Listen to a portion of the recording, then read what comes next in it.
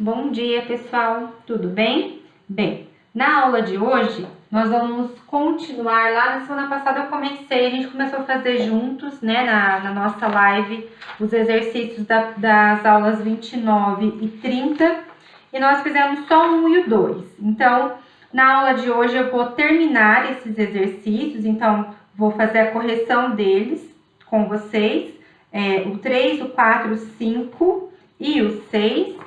E aí, eu já falei com vocês na semana passada sobre o uso metafórico, né, dos tempos verbais. Então, a gente já deu uma olhadinha nessa teoria, né, como é que funciona, por que é que se usa, por que é que se faz uso desses tempos de forma metafórica, quais são os efeitos de sentido que esses verbos produzem, tá? E para não ter que repetir essa questão da teoria, o que eu vou pedir para vocês? Para vocês lerem esse resumo da aula 31 e 32, e aí eu já vou fazer com vocês a correção, né, dos exercícios. Então, a gente faz os exercícios aqui durante a nossa videoaula, beleza? Então, aula 29 e 30, na página 40, exercício número 3. Número 3. O pai havia partido sem deixar nenhum recado ao filho, o que deixou sua mãe extremamente preocupada. Considerando o que está dito no enunciado acima, assinale a alternativa que contém uma afirmação falsa. A primeira coisa que a gente vai fazer, né, pensando que nós estamos falando de verbos, é o conteúdo que nós estamos trabalhando nesse momento. No momento em que eu leio o texto, né, ou a oração, a frase que está dada aí, a primeira coisa que eu vou fazer é olhar para esses verbos, circular, anotar esses verbos, tá? Então, a gente tem aí o verbo havia partido, então, uma locução verbal, né, o verbo auxiliar mais o verbo no verbo principal, tá? Então, havia partido sem deixar nenhum recado ao filho, o que deixou outro verbo, o verbo deixou, tá? Então, tem esses verbos aí, vamos pensar qual é a afirmação falsa. A letra A forma verbal havia partido expressa uma ação anterior à forma verbal deixou? Sim, então havia partido antes de deixar a mãe preocupada. Então, o havia partido, o fato da pessoa partir, aconteceu antes da mãe ficar preocupada. Então, essa está correta. Letra B. O enunciado é composto de duas orações que encerram uma relação de causa e consequência. E aí, a gente vai para a análise sintática, pensar na análise sintática. Se eu tenho dois verbos, eu tenho duas orações. E aí, eu tenho aí uma oração. Olha, o fato de a pessoa partir, né, do pai partir, então o pai partiu e por conta do pai partir, a mãe ficou preocupada. Então, eu tenho uma causa e uma consequência. A mãe está preocupada. Por que é que a mãe está preocupada? Por causa do pai ter partido. Então, a causa e a consequência. Ok? Essa alternativa está correta. Letra C. A forma verbal havia partido pode ser substituída por partira, sem que, com isso, haja prejuízo do significado. Será que se eu usasse aqui o pretérito mais que perfeito, né? Então, o pai partira sem deixar nenhum recado ao filho. Será que isso mudaria o sentido? Qual é o sentido de havia partido, né? Lá na página anterior ali, vocês vão lembrar que, olha lá no mais que perfeito, cantara, então o verbo simples, a forma simples do verbo, ou tinha cantado, né? Que produz o mesmo sentido. Eu posso usar ou a forma simples ou a forma composta para marcar o mais que perfeito, tá? Então, essa alternativa está correta, porque o sentido não vai ser alterado por conta de mudar, né? O tinha partido pelo partira.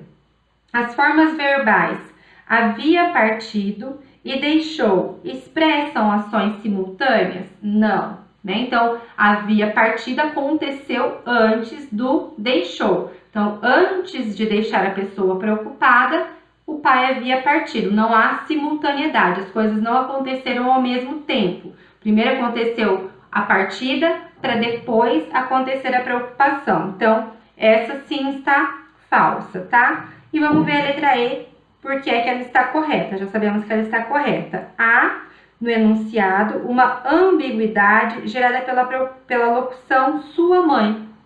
E aí, lembrar lá do uso dos pronomes, né? A gente falou sobre a ambiguidade que os pronomes causam, né? Então, sua mãe. A sua mãe de quem? A mãe do pai ou a mãe do filho? Né? De quem é essa mãe? Deixou a sua mãe preocupada. O pai deixou a sua mãe preocupada ou o pai deixou a mãe do seu filho preocupada? Então, sim, há uma ambiguidade por conta do uso do pronome sua. Beleza? Ótimo. Exercício número 4. Na linguagem cotidiana, usamos os tempos verbais com tal naturalidade que, em geral, nem nos damos conta das regras que seguimos. Leia o relato que segue. Quando o enunciado fala que nós usamos os tempos verbais sem nos dar conta, percebam que, eu já falei sobre isso com vocês, nós não sabemos dar nome, às vezes, né? Talvez a gente não saiba dar nome a isso que eu estou fazendo, né? Às vezes eu não me dou conta na minha linguagem que eu estou usando o pretérito perfeito ou que eu estou usando o futuro do pretérito, mas eu estou fazendo isso, né? Então, por isso que a gente até fala, né, nos professores de língua portuguesa, que os alunos chegam já na primeira série do ensino fundamental, né, no primeiro ano do ensino fundamental, sabendo usar a língua, né? Eles sabem usar. Minha sobrinha mesmo sabe conjugar os verbos. Ela tem 6 anos, ela ainda está lá no infantil. E ela já sabe que ela não pode falar fomos, ela não pode falar a gente fomos, né? Então, ela sempre faz uso correto. E a gente não se dá conta disso. Bora pro relato. O cotidiano do rapaz... o coitado do rapaz não bebia. Bebeu justo naquela noite em que bateu o carro. Tudo por causa de um fora que tinha levado da namorada. Mas posso garantir que ele nunca mais vai cair noutra roubada dessa. Beleza, temos aí os verbos já marcadinhos para nós. Sobre as formas verbais destacadas, só não é correto dizer que. Então, vamos procurar pela alternativa errada, tá? Bebeu e bateu são formas que indicam ocorrências posteriores a tinha levado. Então, lembram-se do momento de referência, ponto de referência. O ponto de referência é o aqui e agora, né? De onde estamos falando aqui e agora, de onde está sendo enunciado. E nós temos aí o bebeu e bateu, que aconteceu antes de ter levado um fora, depois de ter levado um fora, né? Posterior ao ter levado um fora. Sim, então ele primeiro levou um fora e depois disso ele bateu o carro, né? Ele bebeu e bateu o carro, tá? Então, correto. Letra B. Tinha levado, situa um evento anterior a bebeu e bateu e poderia ser permutado por levara. Então, a mesma história, né? Tinha levado o pretérito mais que perfeito, né? Trocar o pretérito mais que perfeito, a forma composta, né? Verbo auxiliar mais verbo principal, pela forma simples, né? De levara. Pode fazer isso? Posso fazer isso, tá? E aí a gente já sabe lá pela letra A que o bebeu e bateu aconteceu depois do levaram fora. Ok, essa está correta.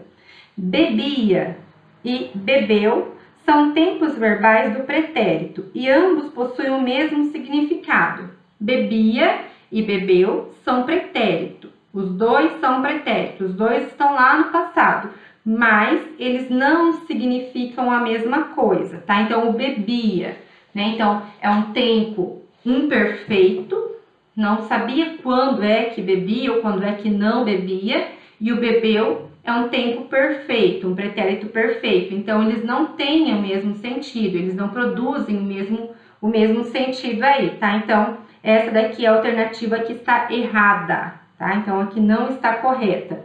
Mas vamos ver a letra D e a letra E, porque é que elas estão certas. Posso garantir indica um evento simultâneo ao momento em que o narrador está fazendo o seu relato?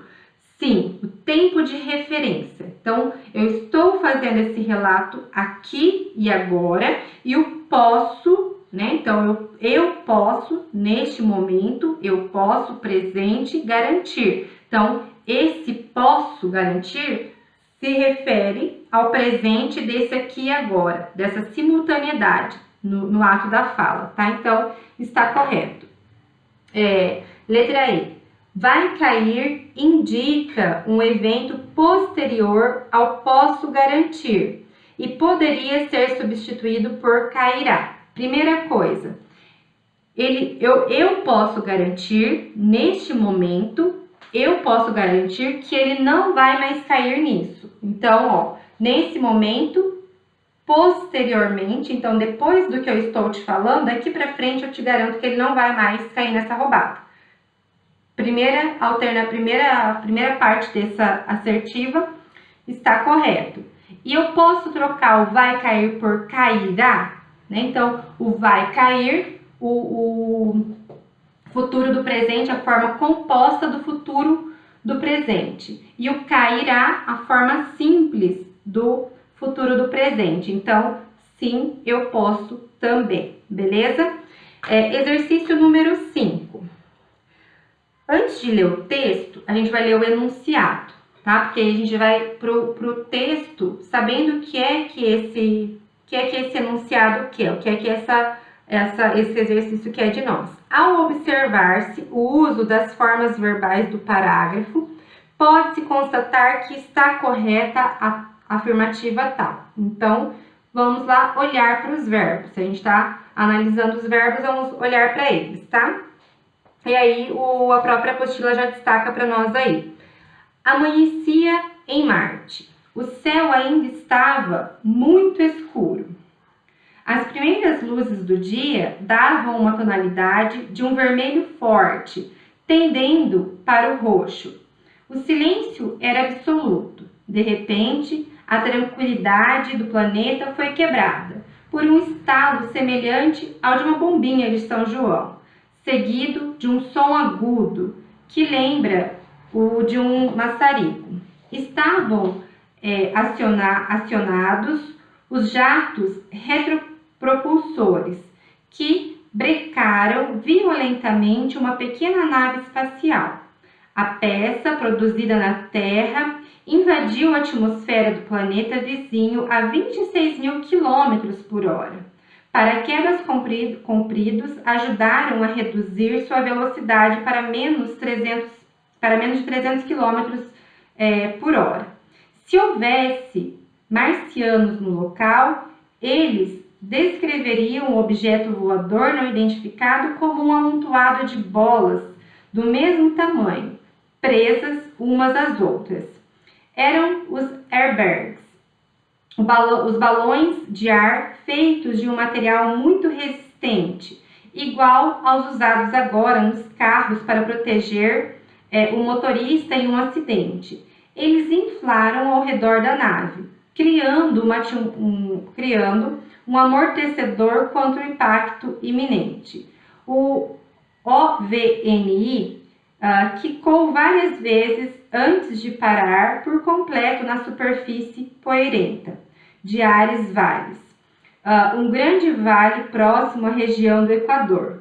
Começava ali a invasão de Marte pelos terráqueos, mas do interior da nave não saiu nenhum alienígena. Beleza. percebam que nós temos aí alguns verbos grifados, mas que há muitos outros verbos que nós poderíamos fazer uma análise tranquilamente desses verbos. Pensar no sentido que eles produzem, pensar se eles estão sendo usados no sentido literal ou no sentido metafórico, tá? Letra A. Em lugar de invadiu, forma do pretérito perfeito, poderia ter sido usada a forma de mais que perfeito, invadira, tá? Então, volta lá para o invadiu. Cadê? Deixa eu achar, gente. Meu Deus. Aqui, invadiu. A peça produzida na Terra invadiu a atmosfera do planeta vizinho. Então, eu tenho mais um verbo no pretérito perfeito. Invadiu naquele momento, tá? Eu poderia trocar ele pelo invadira, né? O mais que perfeito. Olha, invadira e acabou, aquela ação acabou lá, ficou lá no passado. Poderia. Por quê? Porque a gente sabe pelo contexto, né, da narrativa que isso não voltou a acontecer em outras ocasiões, que foi uma ação que ficou naquele momento, uma ação completamente finalizada. Então, eu poderia sim. Então, a gente já sabe que essa está correta, vamos entender por que é que as outras estão erradas. Letra B. Nas 4 primeiras frases do parágrafo, foram usadas formas verbais de imperfeito do indicativo. Amanhecia, estava, davam e era.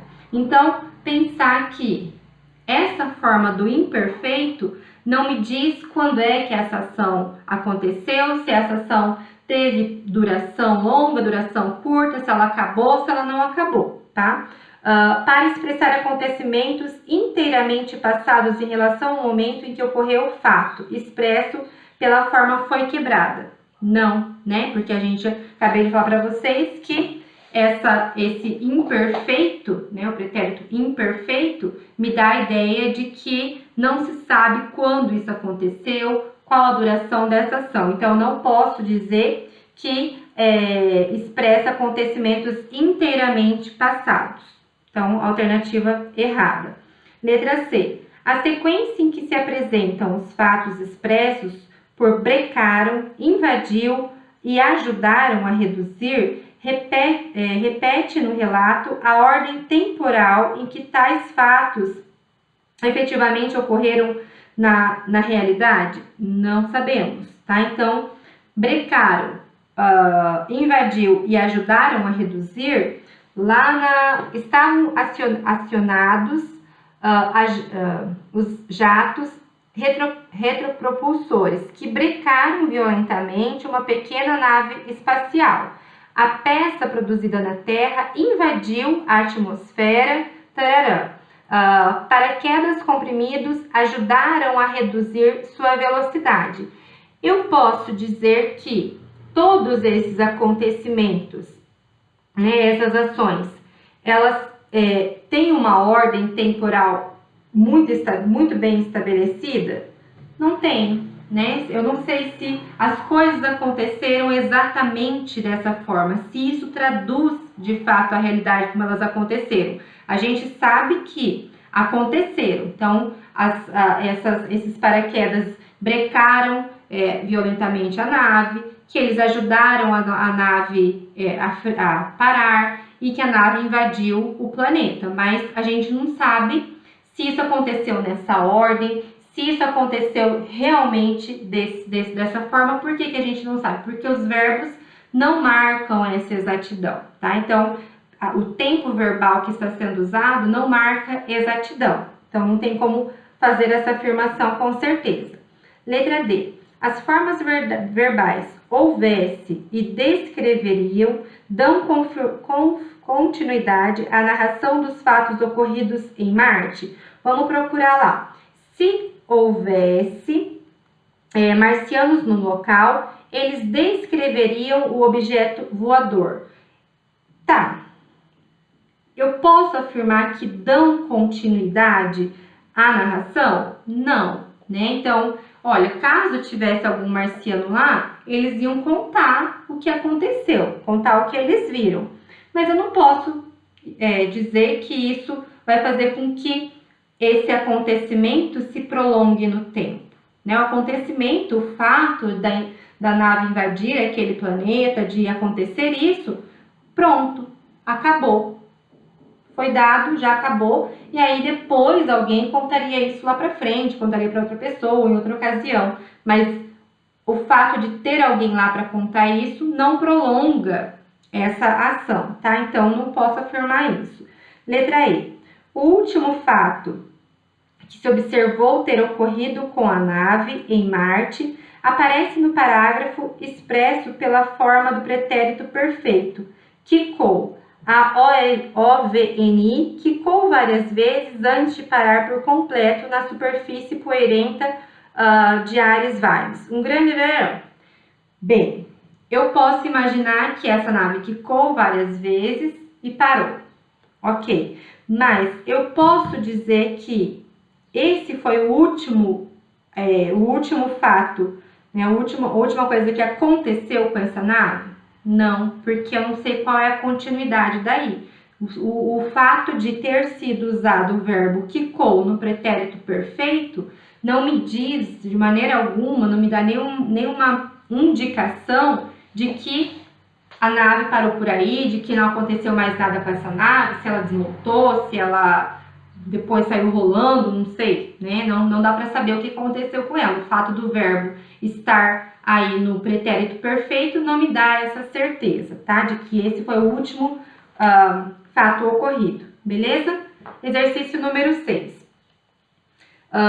Senhor feudal, se Pedro II vier aqui com história, eu boto ele na cadeia. A correlação entre os tempos verbais está correta em: se Pedro II viesse aqui com história, eu botaria ele na cadeia. Então, o que a gente tem aí? O subjuntivo, né? Então, a marca do se, de possibilidade. Se ele viesse aqui, eu provavelmente colocaria ele na cadeia. Então, essa é a correlação correta, tá? Stand-by, deixa aí, vamos ver as próximas.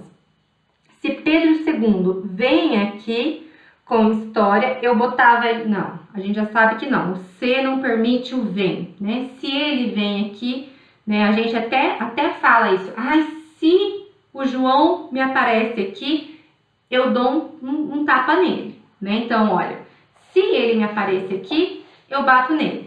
Então, na oralidade, na língua do dia a dia, a gente até faz esse uso, mas não é o uso correto, né? Não é o uso padrão da linguagem. Então, não, essa está errada. Se Pedro II viesse aqui com história, eu boto ele na cadeia. Não, porque eu boto da certeza, né? E não tem como eu dar uma certeza se eu nem sei se ele vai vir aqui ou não. Então, marca a possibilidade. Letra D. Se Pedro II vinha aqui com história, eu botar. Não, se vinha, sem chance. Letra E. Se Pedro II vier aqui com história, eu terei botado ele na cadeia. A primeira oração, até é possível, né? Se ele vier, tá? Mas eu terei botado, não, já é passado, então não tem como eu fazer, marcar uma ação que eu vou fazer depois do cara chegar lá no passado. Não tem essa possibilidade, então é a primeira mesmo. Tá bom, galera? E aí, assim, tarefa de casa vocês farão agora, tá? Então, vou anotar aqui para vocês não esquecerem. Tarefa para a próxima aula. Para a aula do dia 20... Deixa eu dar uma olhadinha aqui na agenda. 28, tá? Então, para a aula do dia 28/9. Vocês farão aí os exercícios, né, Cadê? 1 a 6 do capítulo 15, tá? Então, lá do caderno de exercícios, tarefinha 1 a 6 do capítulo 15, me mandar só o gabarito por e-mail, belezinha? Tá, vamos lá para os exercícios da aula 31 e 32. Então, a página 42 até a página 44. Vamos discutir um pouquinho esses. Esses, eles são mais discursivos, tá? Então, a maioria deles, acho que tem um ou dois, um só, que é de alternativo. Os outros a gente vai ter que pensar e responder eles. Beleza. Exercício número 1, aí da página 42. Observe o enunciado a seguir que cita procedimentos úteis para baixar o custo de transporte rodoviário. Beleza. Daqui a 2 dias, a água do esterco já evaporou e com isso ele perdeu 60% de seu peso. Nessa condição, o transporte ficará mais econômico. Então, percebam aí que a gente tem uma mistura de tempos. Eu tenho o daqui a 2 dias. Então, daqui a 2 dias significa que eu estou falando de futuro. Se eu estou falando de futuro, eu deveria usar o verbo lá no futuro, mas o verbo está no evaporou. Então, daqui 2 dias, a água do esterco já vai ter evaporado. O que significa dizer que esse passado é um passado anterior ao futuro, né? Então, é um passado é o futuro do pretérito. Então, é o tempo passado em relação àquilo que ainda vai acontecer, tá? Então, guardem essa informação aí. E aí, a gente vai ter também o verbo perdeu, tá? E aí, o enunciado vai dizer aí: transcreva os 2 verbos que, no trecho anterior, ocorre no pretérito perfeito do indicativo. Olha a terminação. Perdeu, evaporou. Os 2 estão no passado, no pretérito. E no pretérito perfeito, porque eles marcam uma ação já terminada. Então, nós temos aí evaporou e perdeu. Letra B. Há no contexto pistas indicadoras de que ambos são usados com sentido de futuro, né? Então, isso que eu falei aqui, ó.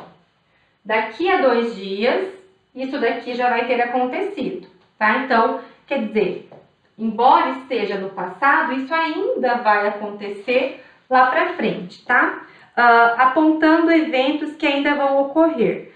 Cite 2 dessas pistas. Uma já tá aqui, então eu já sei que é daqui a 2 dias. E a outra, olha lá o verbo, o terceiro verbo. Nessas condições, o transporte ficará, né? Então, o futuro, né? Então, o futuro do presente que tá aí. Então, as 2 pistas, daqui a 2 dias, tá? E o verbo ficará, que tá lá, marcado para o futuro, me dizem, né? Me fazem entender que o uso desses verbos aqui estão sendo, embora eles estejam no pretérito, eles estão sendo usados com sentido de futuro.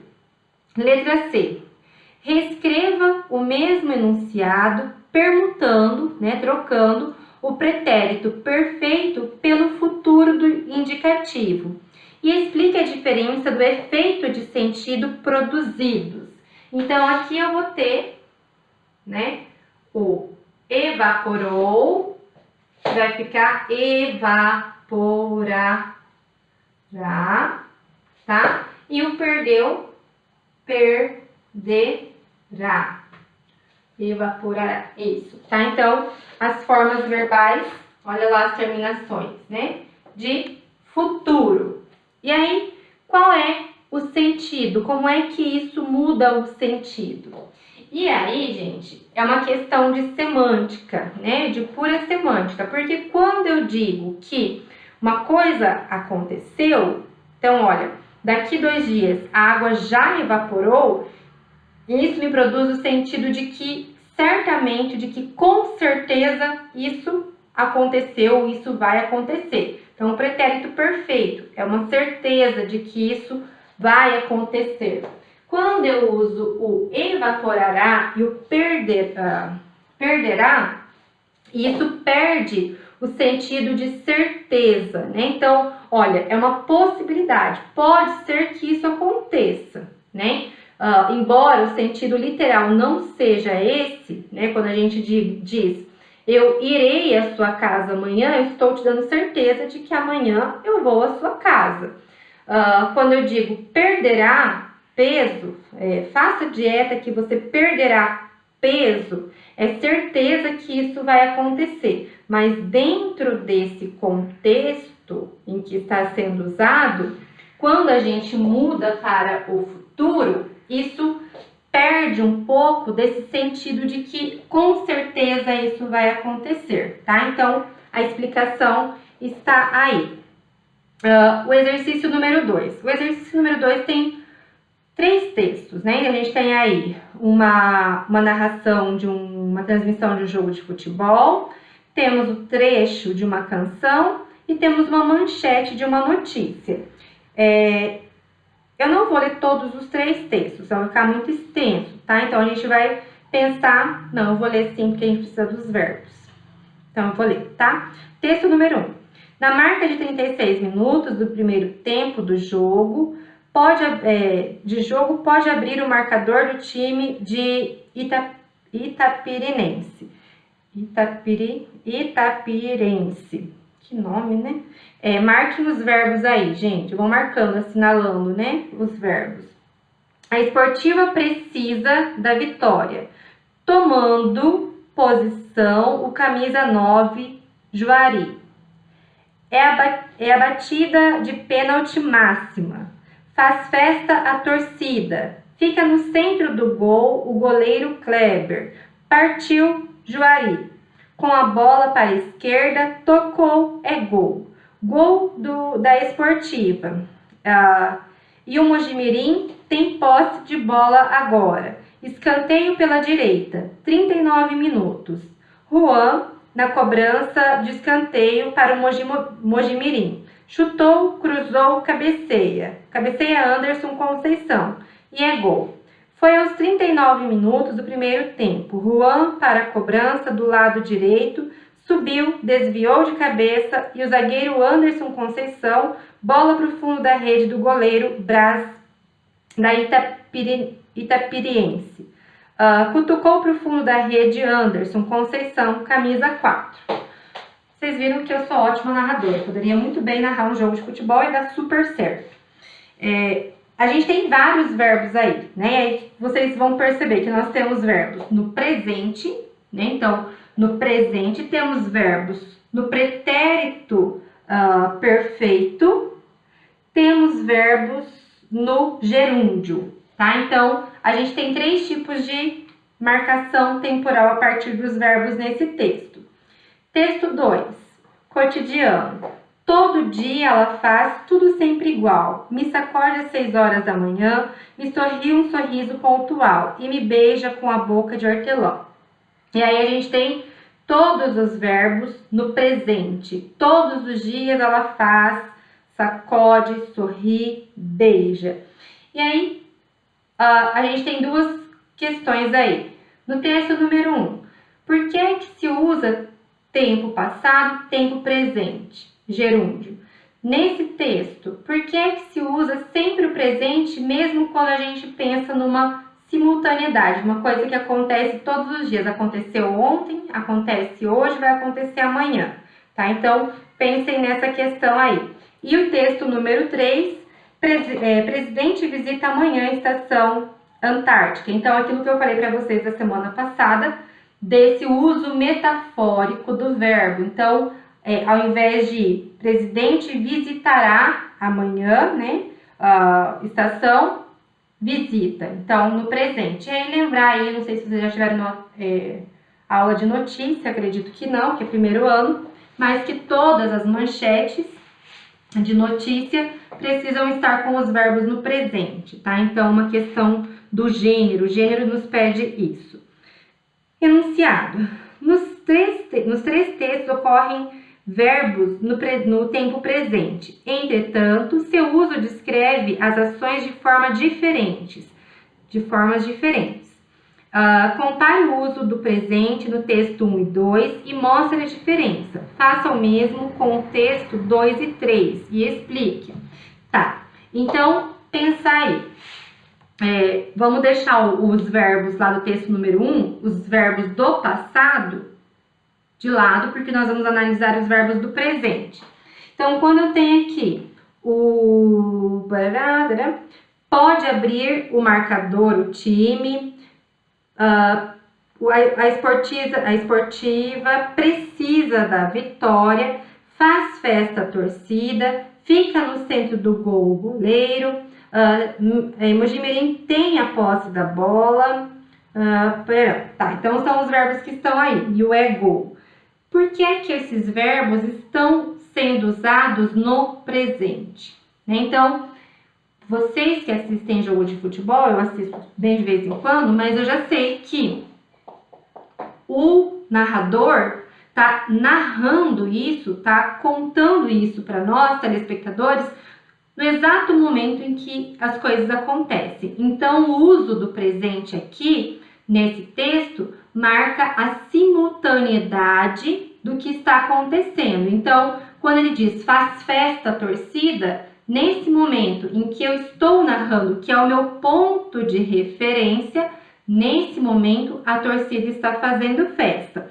Mas quando ele usa, por exemplo, chutou, cruzou, é gol, então significa que quando ele está contando para nós isso, já aconteceu.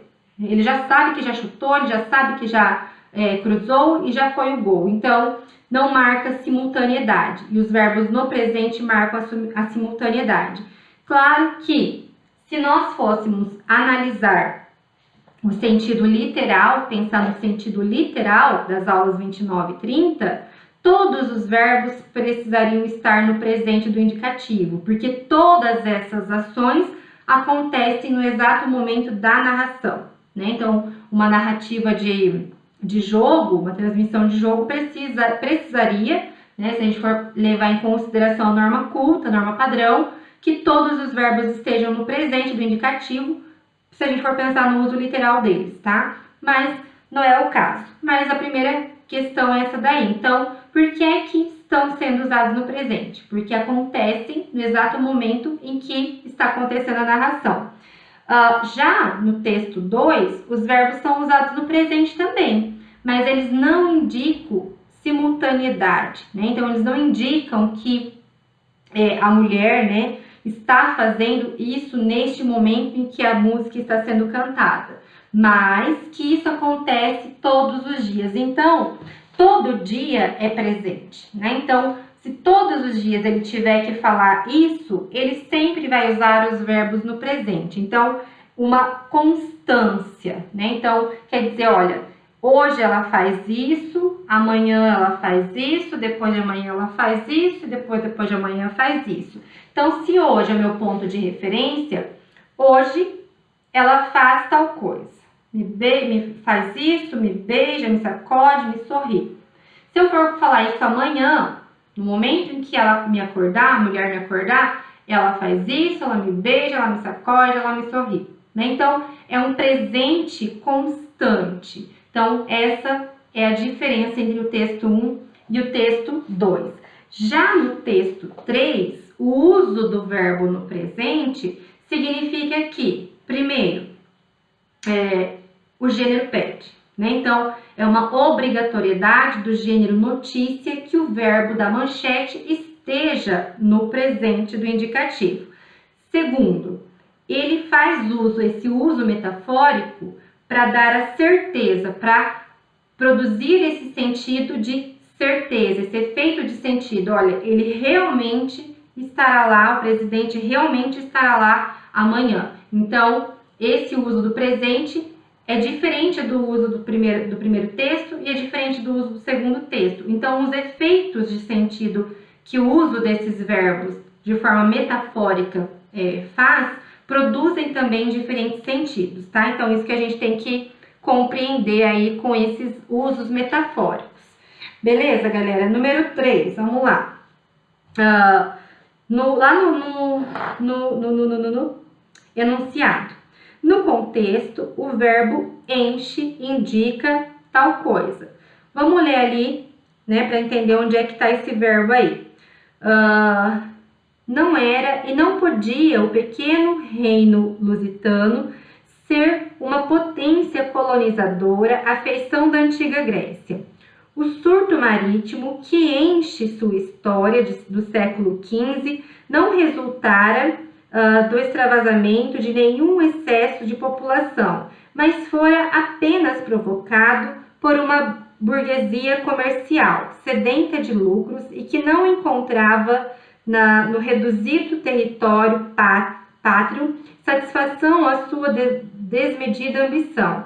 A ascensão do fundador da Casa de Avis ao trono português trouxe esta burguesia para o primeiro plano. Fora ela quem, para se livrar da ameaça castelhana e do poder da nobreza, representado pela rainha Leonor Teles, cingira o mestre de Avis com a coroa lusitana. Era ela, portanto, quem devia merecer o novo rei, o novo rei do melhor das suas atenções. Esgotadas as possibilidades do reino com as pródigas dádivas reais, restou apenas o recurso de expansão externa para contentar os insaciáveis companheiros de Dom João I. Beleza. Então, em relação ao verbo enche, a gente já viu aí também tem um monte de verbo, né? Então, tem verbos no pretérito mais que perfeito, tem verbos no imperfeito, tem verbos no futuro do pretérito. Então, tem vários verbos aí, mas a gente vai analisar o sentido que se produz em torno do verbo enche. Indica habitualidade no passado. Então, esse verbo enche, né? Deixa eu achar ele aqui de novo. O surto marítimo que enche sua história do século XV não resultara do extravasamento de nenhum excesso de população. Então, esse verbo encher não significa que há uma habitualidade no passado, de que isso, né, esse fato de encher a história do século XV, que isso é habitual lá nesse passado. Não é isso, tá? Letra B, simultaneidade em relação ao termo ascensão. Vamos procurar lá o termo ascensão. A ascensão do fundador da Casa de Avis ao trono português trouxe esta burguesia para um primeiro plano.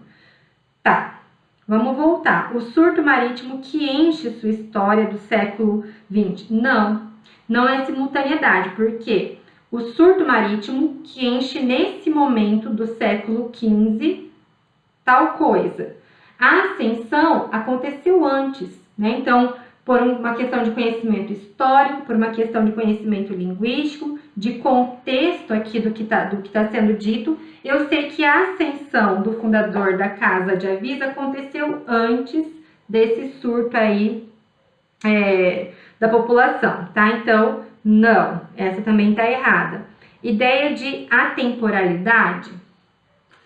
Por que é que ele usa essa ideia de atemporalidade, essa possibilidade, né? Quando a gente fala daquilo que é atemporal. Então, por exemplo, quando eu digo o preto básico nunca sai de moda, significa que ele é atemporal. Então, toda mulher tem que ter um pretinho básico no guarda-roupa.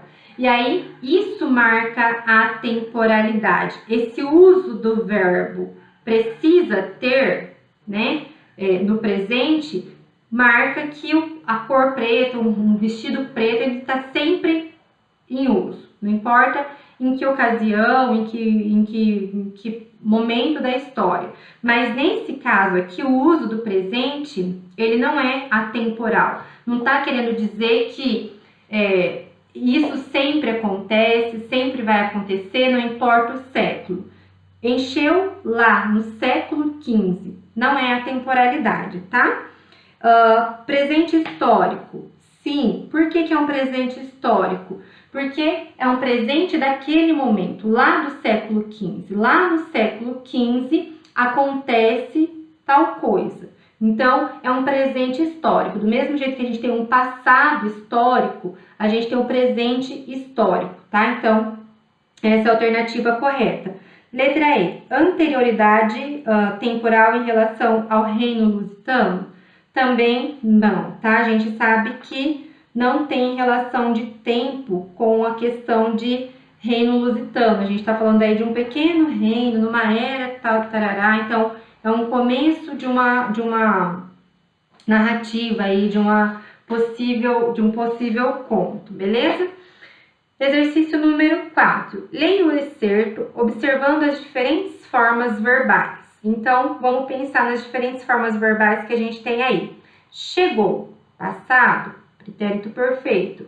Pôs a cuia no chão, escorou-a com pedras, matou a sede da família. Em seguida, acocorou-se, remexeu o aió, tirou o fuzil, acendeu as raízes de macambira.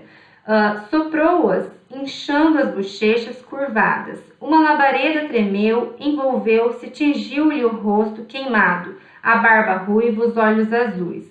Minutos depois, o preá torcia-se e chiava no espeto de alecrim. Então, a gente tem aí os verbos no pretérito perfeito, né? Eu tenho um verbo inchando, então, inchando a bochecha, que marca ações já acabadas, né? O pretérito perfeito, ações já acabadas naquele momento, e o inchando, o gerúndio, que marca que naquele momento acontecia. Então, o presente daquele momento lá, tá? E eu vou ter aí o torcia e o chiava, os verbos no imperfeito. Então, quer dizer, eu não sei em que momento, quanto tempo se torceu aí o espeto de alecrim, né? Em que momento chiava o espeto de alecrim. Eram todos felizes. Sem a Vitória, vestiria uma saia larga de ramagens. A cara murcha de Sinhá Vitória remoçaria. A fazenda renasceria e ele, Fabiano, seria o vaqueiro, para o bem dizer, seria dono daquele mundo. E aí os tempos verbais mudam para o futuro do pretérito, né? Então, de um passado terminado, né? De um passado que aconteceu lá, um pretérito perfeito, para um futuro do pretérito, de repente. Né? Então, não existe uma passagem temporal que nos dê essa marcação de que o tempo está passando. Então, de uma hora para outra, o narrador muda esse tempo verbal. E ele está fazendo isso por algum motivo. E aí a gente precisa saber por que é esse motivo. Explique o efeito de sentido produzido no excerto pelo emprego do futuro do pretérito. Então, quando a gente faz uso do futuro do pretérito nesse contexto aqui, significa dizer que essa marcação verbal, né, que tem um rompimento, que está vindo ali no pretérito perfeito,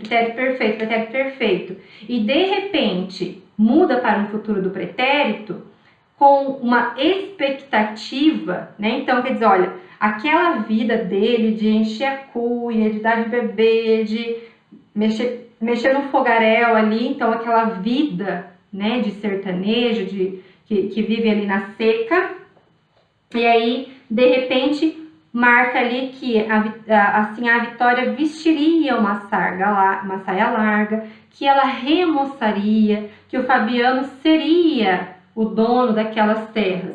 Então, o efeito de sentido que isso produz é de esperança, né? Então, mesmo ali com aquela situação que ele está vivendo, né, naquela casa em que ele vive, para quem já conhece a narrativa, e aí semântica parte de conhecimento de mundo também, a gente precisa saber do que estamos falando para poder fazer inferências, né? E aí ele gera esse efeito de sentido de que isso pode acontecer. Então, isso poderia acontecer no futuro próximo ali, né? No futuro daquele passado, beleza? Então, o efeito de sentido que produz é esse efeito de esperança, de que o Fabiano ainda tem esperança de que as coisas vão melhorar. Exercício número 5, para a gente terminar aí. Vamos lá para o enunciado também.